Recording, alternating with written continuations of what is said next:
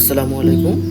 আজকে কথা বলব ফেসবুক পেজের অ্যাক্সেস কিভাবে দেয়। তো প্রথমে আমরা থ্রি ডট অপশনে যেয়ে এখান থেকে আমাদের পেজটি সিলেক্ট করব যে কোন পেজের অ্যাক্সেসটি দিব। সেই পেজটি সিলেক্ট করার পরে আমরা পেজের ড্যাশবোর্ডে চলে যাব, অর্থাৎ যেখানে থ্রি ডটে যেয়ে এখান থেকে পেজের ড্যাশবোর্ডে চলে যাব।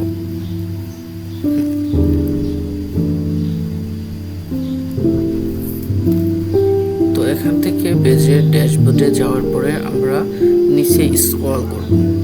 নিচে স্ক্রল করার পরে এখানে নিচে তিনটা অপশন আছে। লাস্ট অপশন টুল, তো আমরা ওই টুল বক্সে ওইখানে চলে যাব। টুল বক্সে যাওয়ার পর আবার নিচে স্ক্রল করে চলে আসব।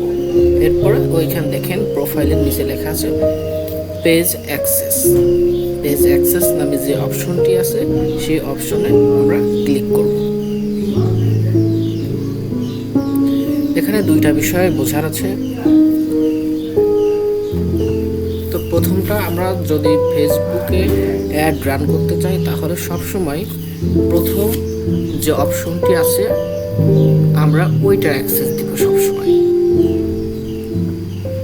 এবং নিচেরটা যারা এডিটিং করে তাদের জন্য বা সেই এটা দিব আর কি, অ্যাক্সেসটা দিব। তো আমরা সবসময় উপর কেটটা দেবো।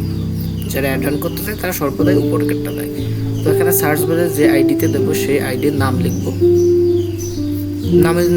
নাম লিখে যদি আইডিতে না আসে তাহলে সেই আইডির লিঙ্ক প্রথমে কপি করব, এরপর ওইখানে পেস্ট করে লিঙ্ক সম্পূর্ণ কেটে পুনরায় নামটি লিখলে আইডিটা চলে আসবে। এরপর একটি বিষয় যে জানা আছে যে নিচের যে গোল দাগটা আছে, তো এইখানে যদি আমরা ওই টিকটা দিই তাহলে সম্পূর্ণ নিয়ন্ত্রণ তার হাতে চলে যাবে। অতএব আমাদের অ্যাড রান করার জন্য ওইটা প্রয়োজন নাই, ওইটা না দিলেও হবে। এরপর এখানে পাসওয়ার্ড দিয়ে কনফার্ম করে দিলে হয়ে যাবে। তো এইভাবে দেওয়া যায়। ধন্যবাদ।